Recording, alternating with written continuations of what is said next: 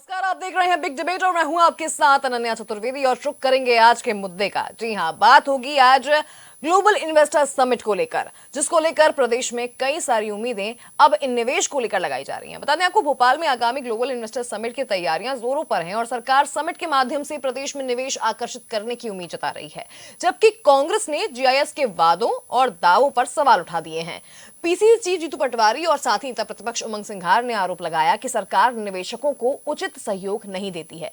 वहीं मुख्यमंत्री डॉक्टर मोहन यादव ने राज्य की औद्योगिक नीतियों को सुधारने और साथ ही निवेशकों को बेहतर सुविधाएं देने का भरोसा दिलाया है। जीआईएस में प्रधानमंत्री नरेंद्र मोदी शामिल होने वाले हैं, जिसको लेकर तैयारियां जोरों पर हैं।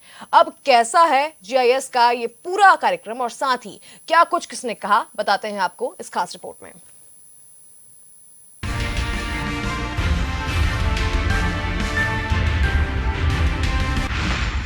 कांग्रेस ने ग्लोबल इन्वेस्टर समिट पर लगाए कई आरोप।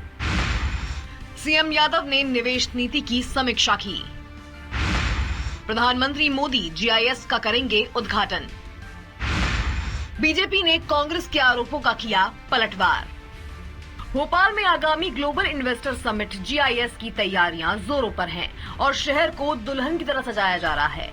सरकार इस समिट से अधिक निवेश आकर्षित करने की उम्मीद जता रही है। वहीं कांग्रेस ने जीआईएस के वादे, दावे और हकीकत पर आधारित एक पुस्तक का विमोचन किया और प्रताड़ित निवेशकों पर बनाई गई डॉक्यूमेंट्री भी प्रदर्शित की। पीसीसी चीफ जीतू पटवारी ने सरकार पर आरोप लगाया कि वह जीआईएस का आयोजन तो करती है, लेकिन प्रदेश में कोई वास्तविक निवेश नहीं आता। उन्होंने कहा कि जो निवेशक प्रदेश में निवेश करना चाहते हैं, उन्हें सरकार सहयोग नहीं देती और सुरक्षित माहौल नहीं प्रदान करती। आदरणीय अभी मोहन यादव जी जापान जाके, फिर उससे पहले वो लंदन भी गए। शिवराज जी ने इसके पहले 60-70 देश घुमाया 20 साल, और उसका उद्देश्य सिर्फ एक था कि हम बाहर के इन्वेस्टरों को आकर्षित करने जाए। जो भारत सरकार की रिपोर्ट है, भारत सरकार की रिपोर्ट ये कहती है कि 2019 से 22 तक जो 0.33% इन्वेस्ट आया, जो मध्य प्रदेश पहले 10 राज्यों में भी इस साल नहीं है। मतलब जहां महाराष्ट्र में 27.87% बाहर का इन्वेस्ट आया, विदेशी निवेश हुआ, मध्य प्रदेश में 0.33% है। यानी हम जब बार बार कह रहे थे कि ये विदेशी टूरिज्म पे जाते हैं, वो सिद्ध हुआ। शिवराज जी का जो बार बार विदेश जाना था, वो केवल प्रदेश पे कर्ज बढ़ रहा, वो ये इससे एहसास होता है। 2022, 23, 24 और 24-25 इस विदेशी निवेश को लेकर जब मोहन यादव भी घूम के आए हैं, इन्होंने जीरो, नाम ही नहीं है, विदेशी निवेश ही नहीं आया मध्य प्रदेश। मतलब पिछले 5 पंचवर्षीय योजना में कोई विदेशी निवेश मध्य प्रदेश में नहीं आया। ये भारत सरकार के आंकड़े हैं, हमारे नहीं। नेता प्रतिपक्ष उमंग सिंघार ने बताया कि मध्य प्रदेश में कई ऐसे क्षेत्र हैं जहां उद्योग स्थापित किए जा सकते हैं, लेकिन सरकार का ध्यान उन पर नहीं है।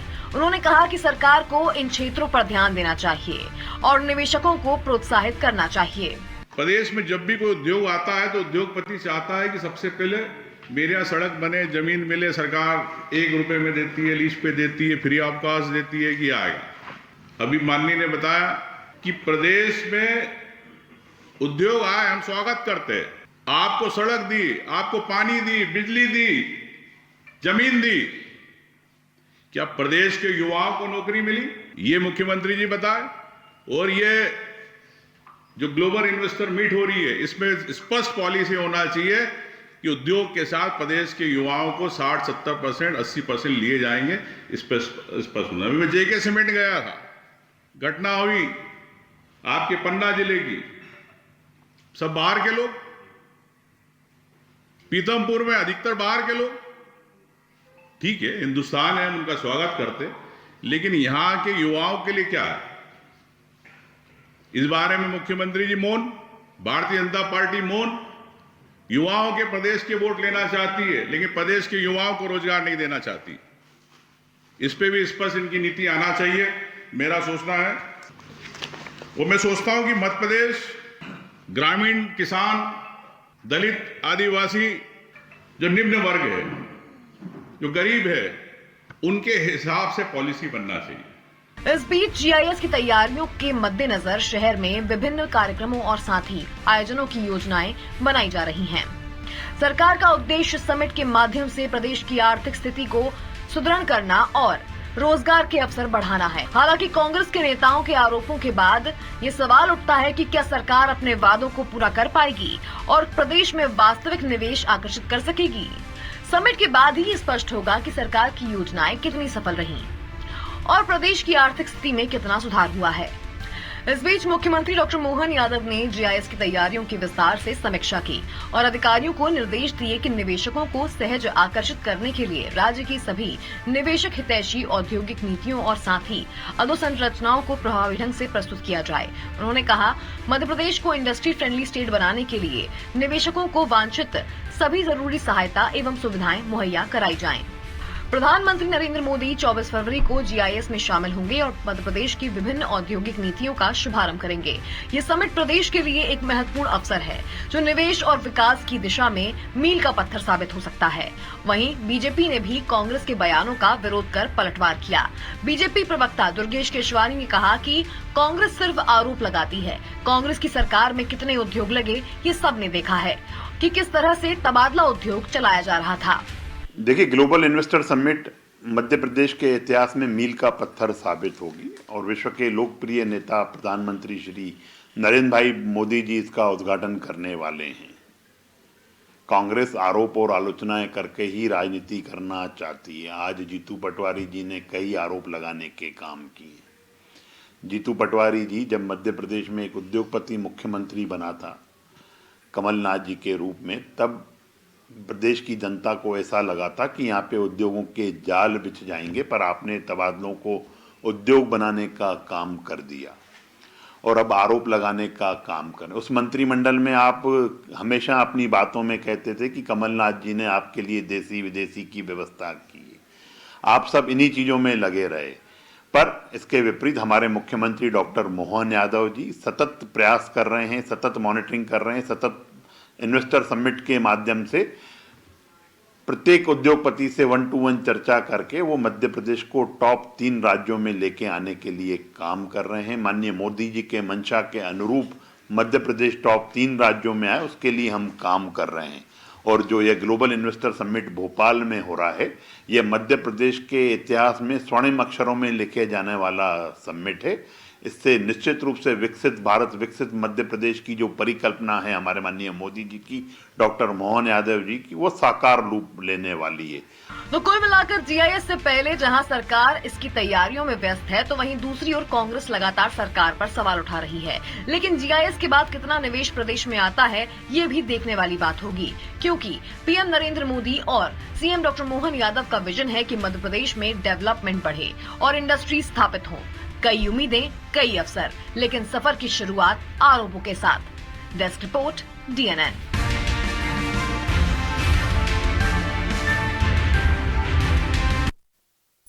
तो नई राह पर चल पड़ा है मध्य प्रदेश और ऐसे में आज चर्चा इसी मुद्दे पर हमारे साथ कुछ मेहमान जुड़ चुके हैं, उन सबके परिचय करा दें। हमारे साथ बीजेपी से ब्रजगोपाल लोहिया जी जुड़े हुए हैं, साथ ही वरिष्ठ पत्रकार राजेश जौहरी जी और प्रतिभा विक्टर हमारे साथ कांग्रेस से जुड़ चुकी हैं। आप तीनों का ही बहुत स्वागत है। सबसे पहला सवाल मेरा यहाँ पर ब्रजगोपाल लोहिया जी आपसे रहेगा कि किस तरह से आप देख रहे हैं, कांग्रेस ने देखिए आज पुस्तक का विमोचन कर दिया, एक डॉक्यूमेंट्री भी चला दी कि मध्य प्रदेश में निवेशकों को वो सुविधाएं नहीं मिलती जिसका मध्य प्रदेश सरकार वादा कर रही है।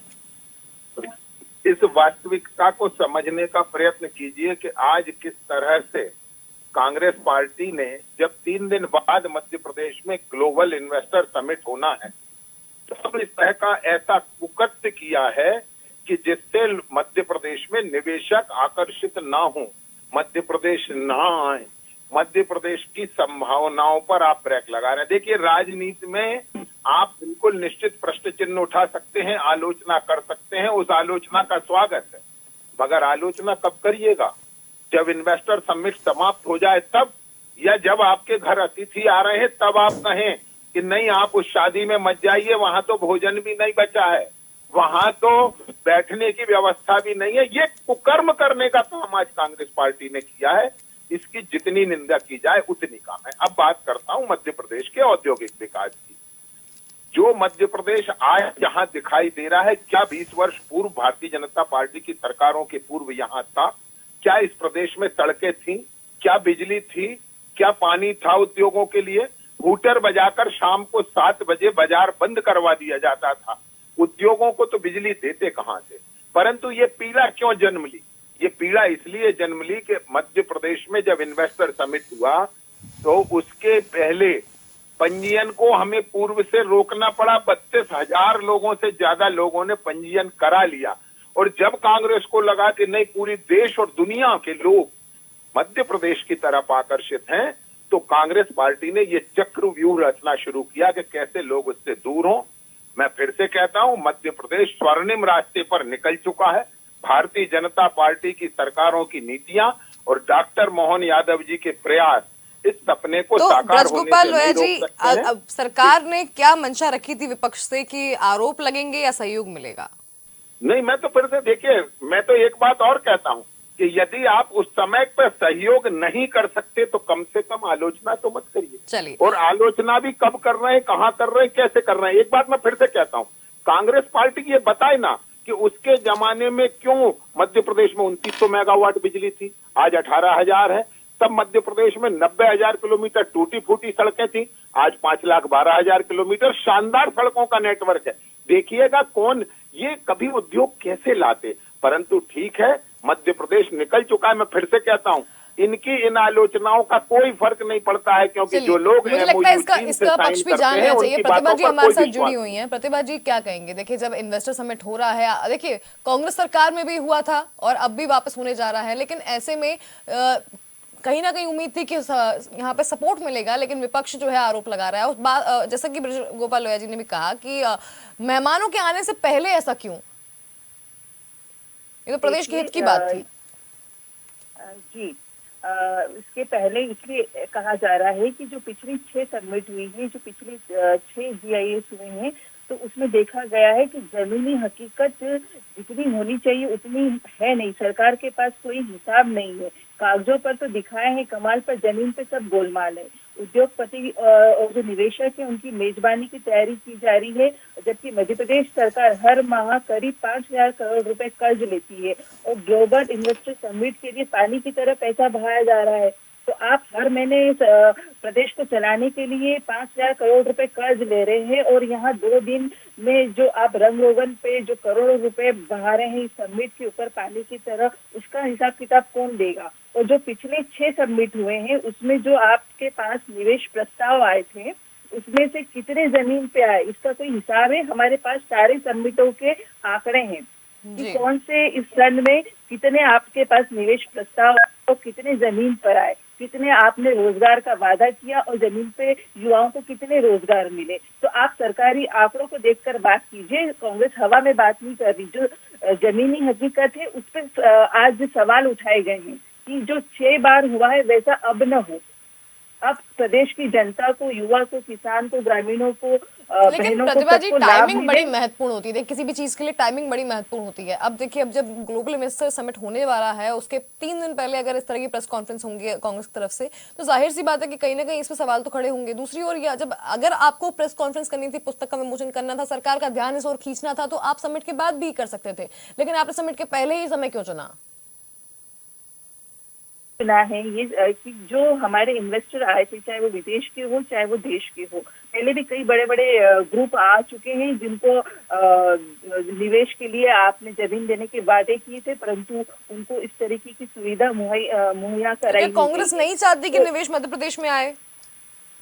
कांग्रेस चाहती है। आप केवल निवेशकों के नाम पर निवेशकों का केवल पर्यावरण या उनको भ्रमण के लिए आप मध्य प्रदेश में इनवाइट कर रहे हैं कि आप आइए, घूमिए, देखिए हमारे मध्य प्रदेश को, तो केवल ये इन्विटेशन दे रहे हैं। इसके नाम पर जनता के करोड़ों रुपए खर्च किए जा रहे हैं, परंतु जमीन पर हकीकत नहीं है ना। आप बुला रहे हैं, ऐसा लगता है कि मध्य प्रदेश घूमने का दावा दे रहे हैं, जबकि निवेश के लिए आपकी कोई योजना क्रियान्वयन होती नहीं है जमीन पर। इसलिए कांग्रेस ने आवाज उठाई है। आप उनको बुलाइए, निवेश के प्रस्ताव वो देते हैं तो उसको धरातल पे आप हकीकत में बदलने की कोशिश करिए। चलिए राजेश जौहरी जी, मैं इस चीज को आप समझना चाहूंगी कि ये जब निवेश की बात होती है, विपक्ष पक्ष की बात होती है, तो सत्ता पक्ष जब ग्लोबल इन्वेस्टर समिट को लेकर तैयारियां में जुटा हुआ है, जब 3 दिन बचे हुए हैं, प्रधानमंत्री खुद आ रहे हैं और फॉरेनर्स जो है वो यहाँ पे आने वाले हैं, हमारे विदेशी पर्यटक यहाँ पर आने वाले हैं, निवेशक यहाँ पर आने वाले हैं, उससे 3 दिन पहले कांग्रेस का ये स्टैंड कहाँ स्टैंड लेता है? अनन्या, देखिए, ये जो बहुत हम सबको बड़ा पॉजिटिव रहना चाहिए। किसी भी तरह का कोई समिट होता है, चाहे वो ग्लोबल इन्वेस्टर समिट हो, चाहे रीजनल कॉन्क्लेव हो, और ये देखिए, ये बात सच है कि सारे के सारे प्रपोजल जो उस समय आते हैं वो सारे के सारे धरातल पे नहीं उतरते, इसमें कोई शक नहीं है। ये सिर्फ ये बिल्कुल बिल्कुल पक्की सच्चाई है ये।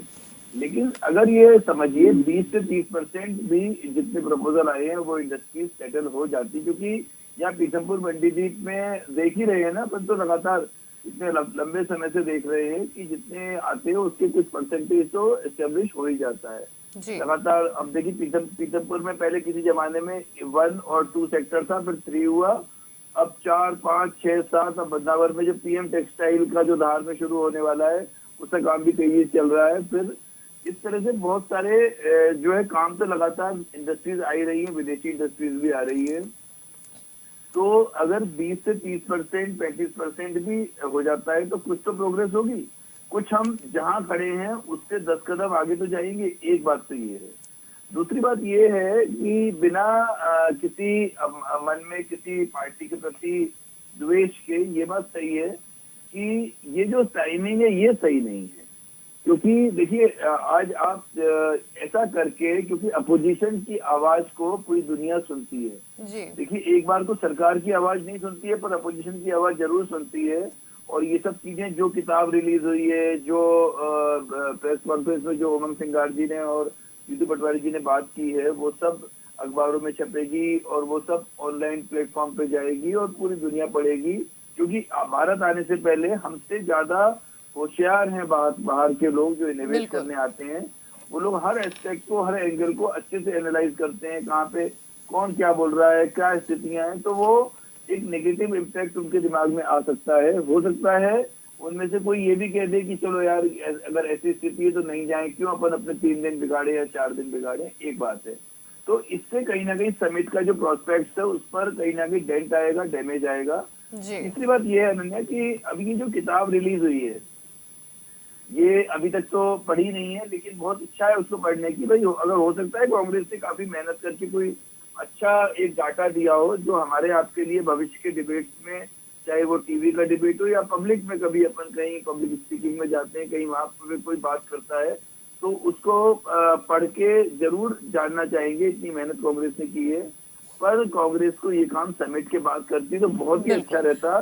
उसके बाद जो है उस सब मेहमान चले गए होते और उसके बाद वो सरकार से 2-2 हाथ कर लेती तो वो ज्यादा अच्छा लगता। चलिए लोया जी, अगर देखें तो सरकार ने पूरी तैयारियां कर ली हैं, विपक्ष भी जो है, चलिए ठीक है, अभी अगर प्रेस कॉन्फ्रेंस हो चुकी है तो उसका कुछ कर नहीं सकते, लेकिन अगर पूरे समिट को हम देखें तो कांग्रेस कह रही है कि हिसाब दीजिए कि इतनी जो समिट्स हुई हैं उसमें क्या रिजल्ट आया, उसमें कितने ऐसे संस्थान हैं या फिर ऐसी कौन सी इंडस्ट्री जो स्थापित हुई हैं, कौन से ऐसे उद्योग जो लगे हैं और कितना रोजगार युवाओं को मिला है। जी, मुझे उम्मीद है कि आप बिंदुवार सुन लेंगे।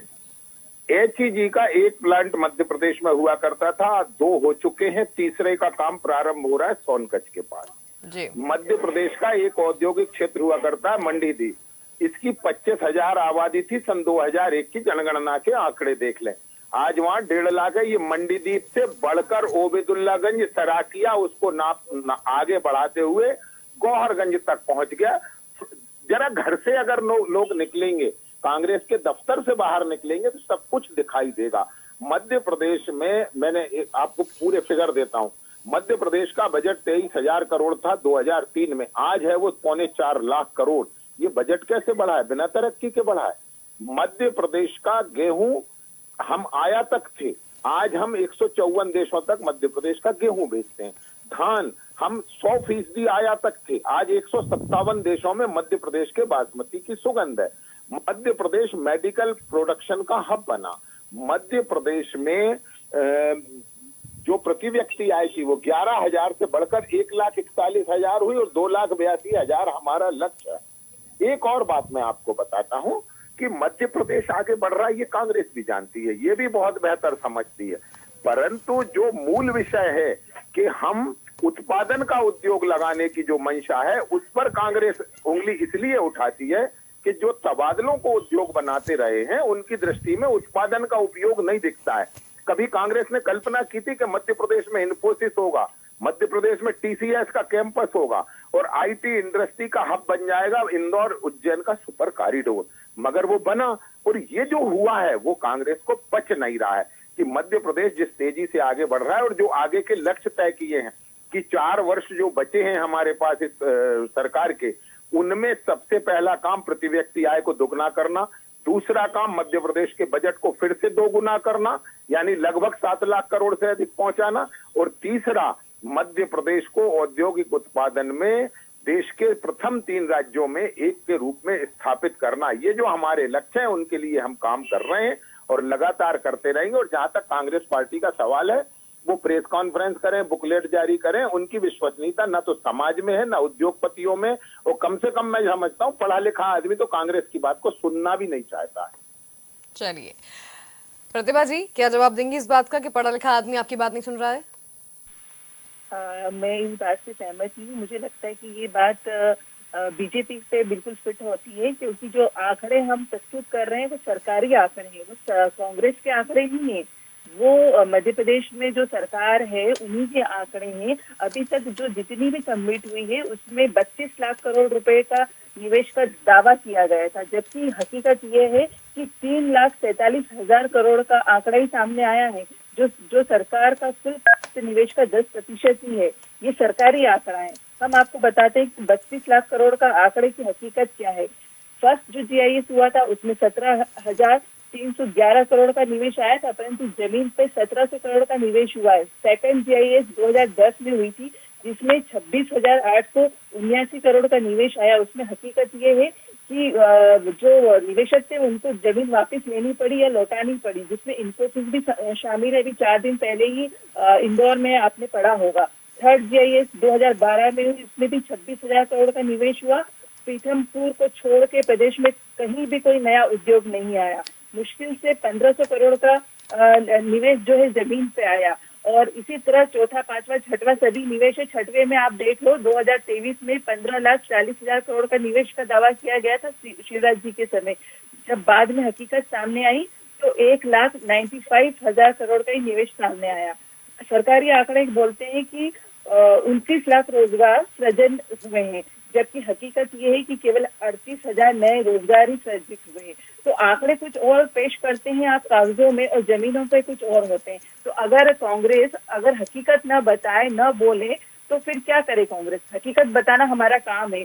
जो हकीकत है जमीन पे वो बोलना पड़ेगा, वो आवाज उठानी पड़ेगी। केवल मध्य प्रदेश सरकार जो बीजेपी में कागजों में कमाल करिए ऐसा नहीं चलेगा। आपको जमीन पे कार्य करना होगा। जो निवेश के प्रस्ताव आते, जो निवेश की राशि आती है, उसमें से आप मात्र 10% भी आप निवेश नहीं कर पाते, तो ये तो बड़ी शर्म की बात है। जब आप निवेश कर ही नहीं पा रहे हैं और बड़ी बड़ी बातें बना रहे हैं आप कमलनाथ जी का आप अल्प समय का कार्यकाल ले लीजिए, जिसमें मैग्निफिसेंट एमपी समिट करवाया गया था, जिसमें से 32,000 करोड़ का निवेश हुआ था और जमीन पे उतरा भी, और जो अब भी दिखाई देता है।